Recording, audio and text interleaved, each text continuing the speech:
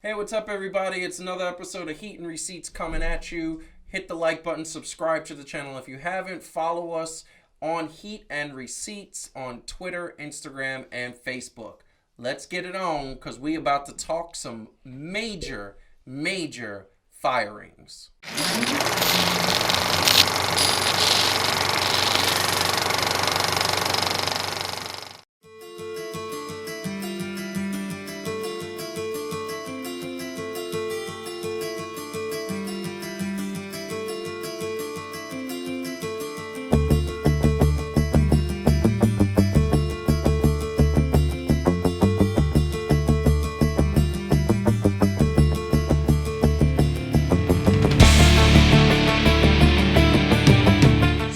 Here with another episode of Heat and Receipts.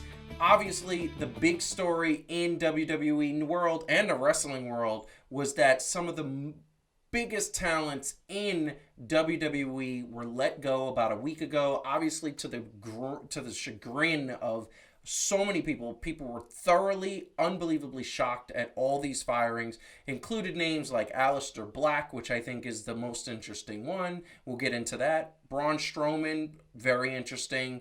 Ruby Riott, and a host of others that we're going to talk about. There was just so many let goes. Weren't really surprised. Also, Lana was let go. Weren't really surprised about that. So the first question as we introduce the panic, Calvin on my left and Heidi on my right. So both of you, I'm going to ask you both, who were you more surprised being let go? Who's the one that dropped your jaw? I mean, I almost had a heart attack when I saw Braun Strowman. And you're talking about just this latest wave, yes, right? Because yes. I was very surprised by some previous people. But we talked about, on a previous episode, talked about Samoa Joe being let go. That was a shock, too. Yeah. Now, we've talked about it since then. So, it's interesting to see whether or not this Braun Strowman thing is sort of permanent or if this is sort of temporary thing. I think, but the Braun Strowman thing was absolutely flabbergasting to me. I cannot imagine a universe where anyone would let Braun Strowman go. Not that they've treated him all that well, frankly, but I was really, really surprised to see that. Calvin? Well, I agree 100%, but I'm surprised for this reason. With anybody else, you can make the case that they came from other places. So some like a Samoa Joe, right? He was already established before he got there. WWE built up Braun Strowman. Like, they got him, they plucked him, they made him who he is, right? Like, they established that. Yeah. Now, granted, he was making too much money, and that's probably what the reason was. But it was very surprising that WWE let a WWE guy go. That was, I mean, here's the thing. I'm going to say this.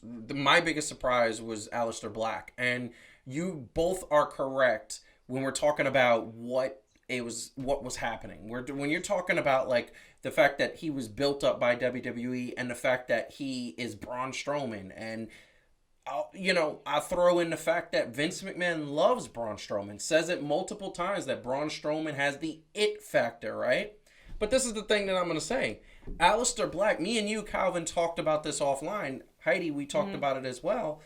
Alistair Black just got finished filming a whole bunch of vignettes that were probably 2 or 3 weeks in. I know. His Dark Father book reading thing, which I didn't totally get, but it was cool because everything that man does is really cool. So I was like, all right, I'm down for whatever weird road we're going on, right? It just started. It just started, and that was the whole thing that I didn't understand. So, like, weeks go by, it just started, and at WWE management, several people on the creative team, as well as several people, including Kevin Dunn himself, which is like he runs pretty much everything, saying that everybody's saying that they made a huge mistake letting Alistair Black go. So I think that makes sense, especially since the other thing that surprised me too is they just re-signed his wife.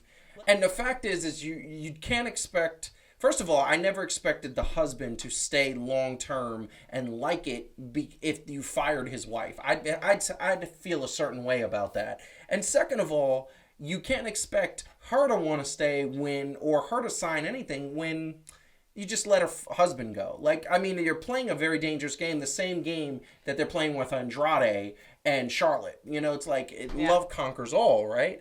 So, Calvin, I'm going to throw this to you first because one of the things that I think is important is I love to play fantasy sports, right? You know I'm all about the fantasy sports. So, if you are the owner of a major of all the wrestling and you can move the pieces, right? Yeah. Out of this latest pool, as well as the previous pool, Andrade, Samoa Joe, Tom Phillips, like remember, not just wrestlers, we're talking about personalities as well. Who are you signing and where would you put them?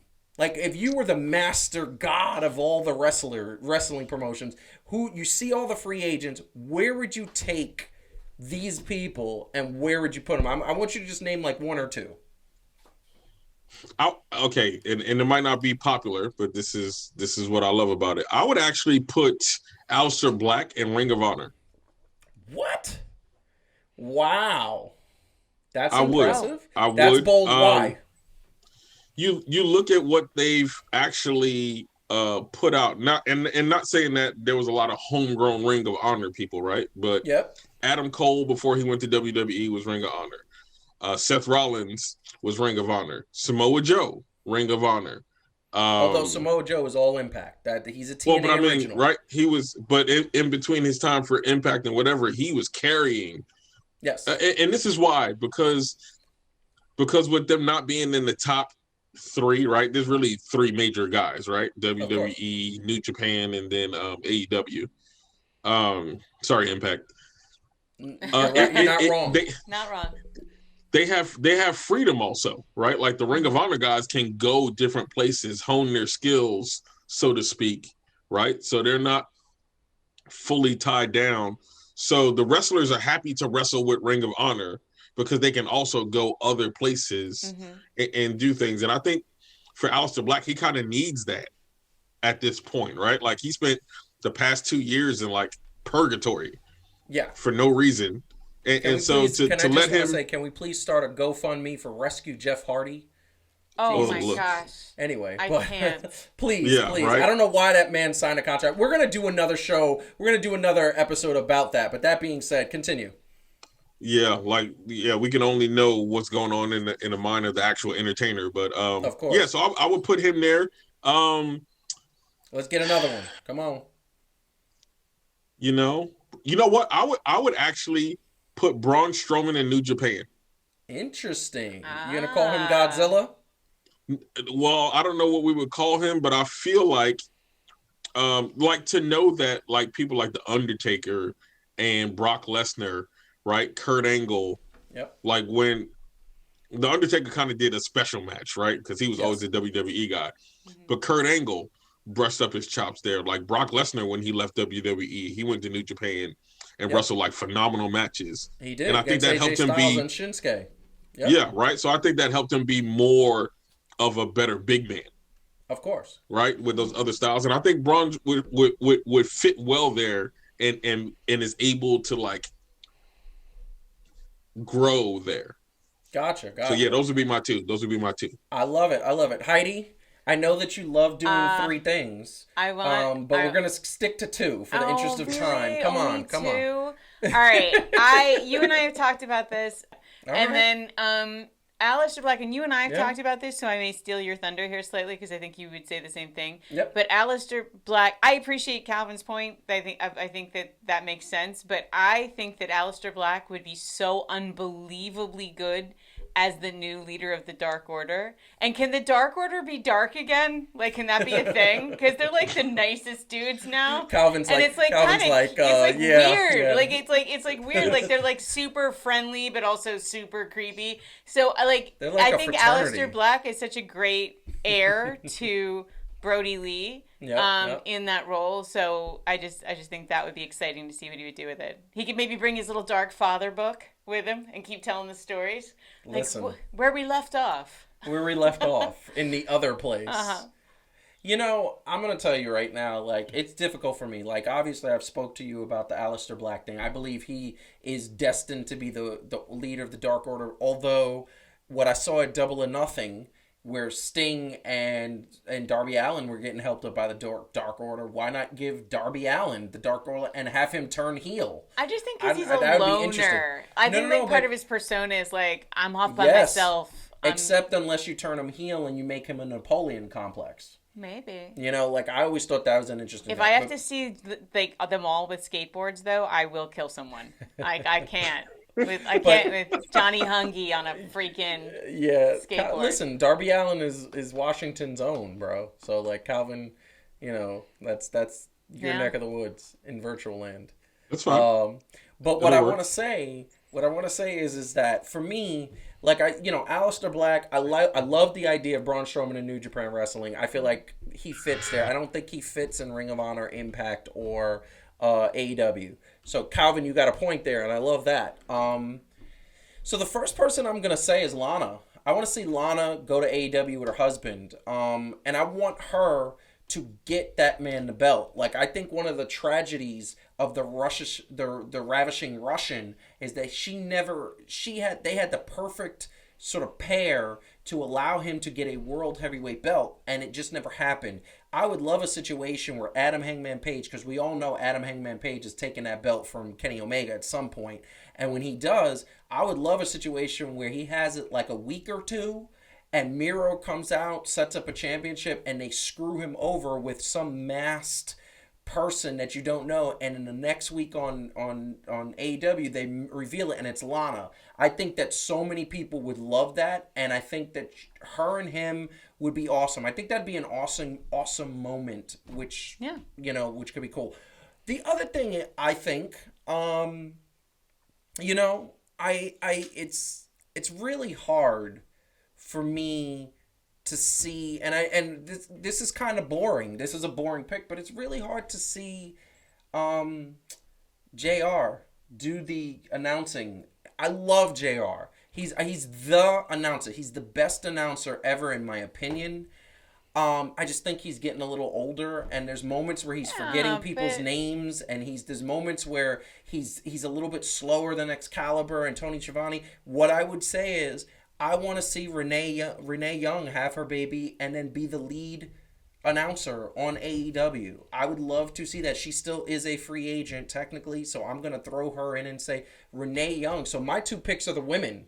I want to see Renee Young call a Jon Moxley match, and I want to see Renee Young take over that spot. She was so good as an announcer, and she didn't get anything. And, she said multiple times, it's hard to do this when you got Vince McMahon screaming in my ear, Well, I love that. I will say that with JR, yes, I love JR. But I love JR. He's my favorite announcer. It's okay that JR forgets things because Excalibur knows everything. He does. He's like this he's like the Alexa of wrestling. He knows, just ask it. He knows everything all the time. So I feel like it's okay because they have this balance that they achieve. I love that. But I would love to add Renee. My picks were boring compared to you. You guys took the better picks. Yeah, we did. I want to see Samoa Joe in AEW too. So, Calvin, what were you going to say? So it's something that was brought up, when we were having our offline conversation. But do you think that AEW, to have Miro as the champion, I think would be great. But do you think they're too faction heavy to do that? No. Just have Miro as... I didn't address that because the only thing I was going to say to our friend Marcus, who watches the show, give him a shout out. We'll let him know we gave him a shout out right at the 14:10 mark. But this is what I'm going to say, the 14-minute mark. I'm going to tell you right now, I think factions are interesting. I think factions are fun. WCW had 7 factions at one point. They had the Four Horsemen, NWO Wolfpack. That was when they were beefing. They had the LWO, forget about the Latino World Order, which was led by Eddie Guerrero and Rey Mysterio.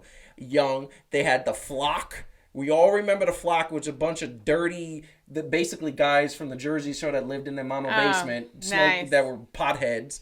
And I went to school with them. Which is it. And then they had she really did. Yeah, I did. And then they had, I feel like there was one other one that I'm forgetting, besides the Flock, that was kind of the lesser.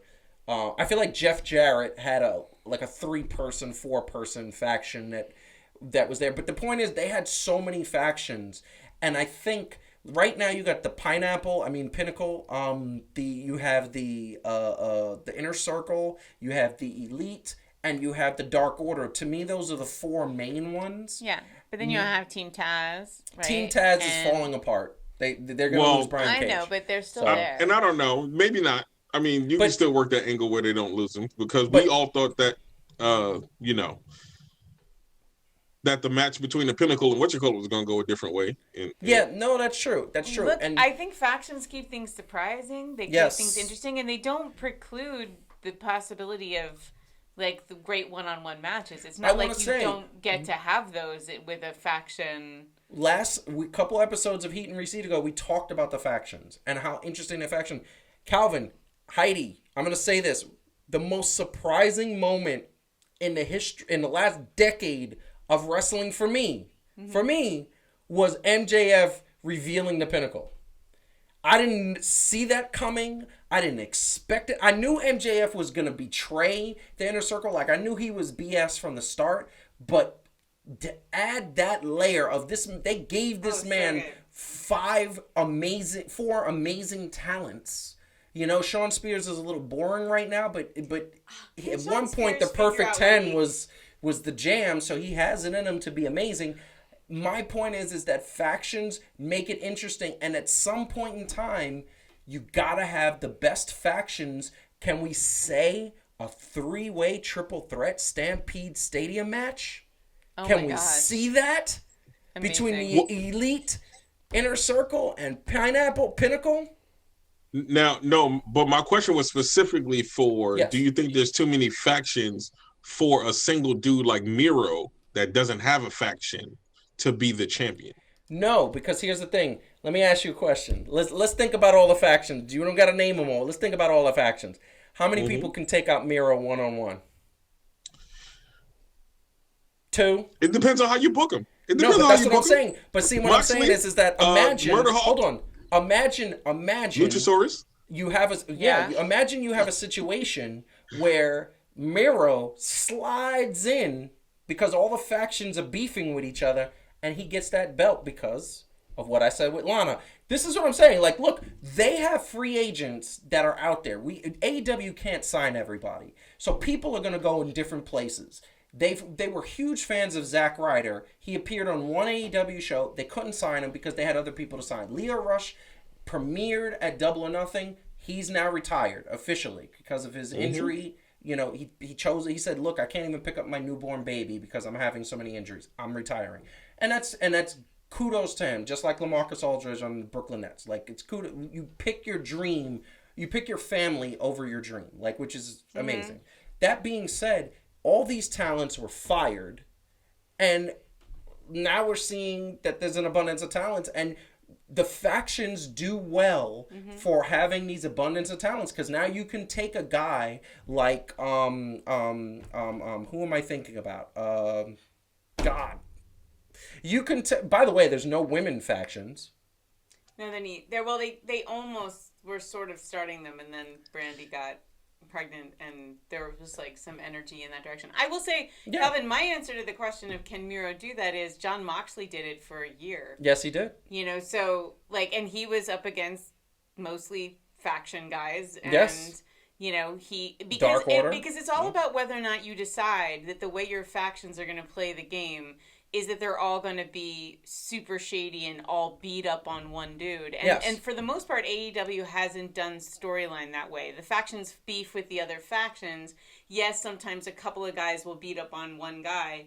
But in general, they're not doing it to the point where it's like so ridiculous that no single person can still win. True. So I think they use their factions well, too. They're not always doing the super clumsy, like, here, 10 dudes are going to beat up one guy. They're not doing that.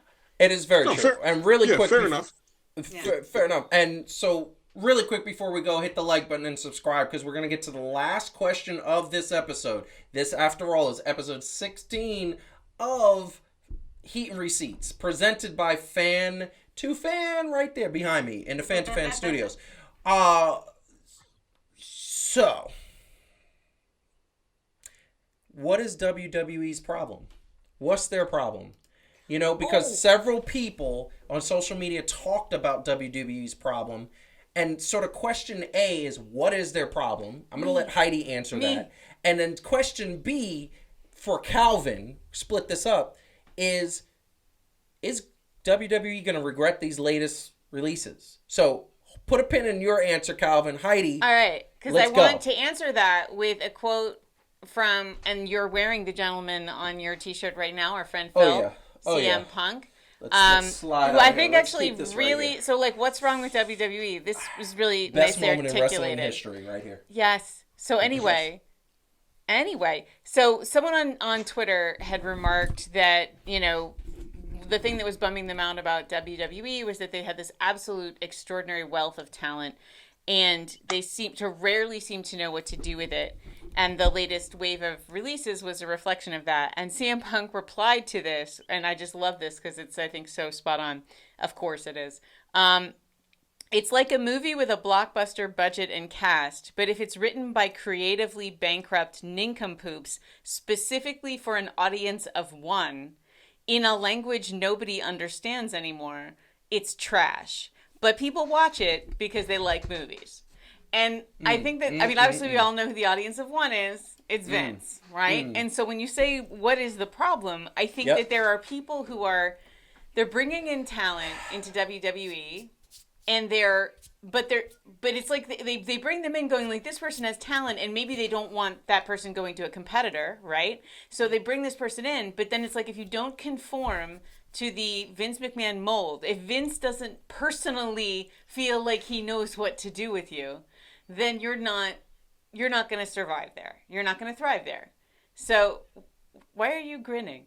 I love this shirt. I love that, Are you man. literally? I've been talking this entire time. No, honestly, yes, I've been speaking for about 2 minutes, and all you've been doing the entire time, because I'm watching you, is really like appreciating yourself in the camera for the awesomeness of the shirt, which I bought you, by the way. Yes, you did, but you know but what's I'm regretting amazing? it now because I said a bunch of stuff. No, I heard everything you you were said. just admiring yourself. Everything you said, but no, I was not admiring myself, Joseph.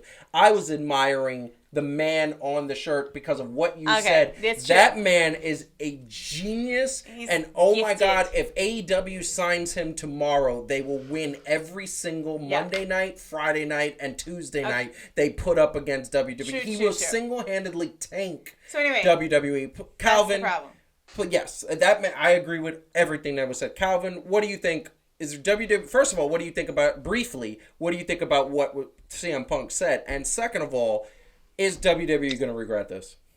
I believe he's spot on, but I also believe that part of the problem is there's still a lack. With so many wrestlers, there's still a lack of viable competition here in America, if you want to say it like that, for wrestling. There's too many wrestlers and not enough hours for wrestling.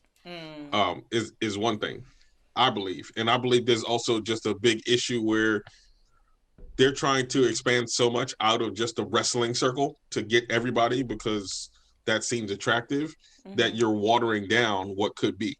That's just my personal opinion. Yeah, no, I think that's true.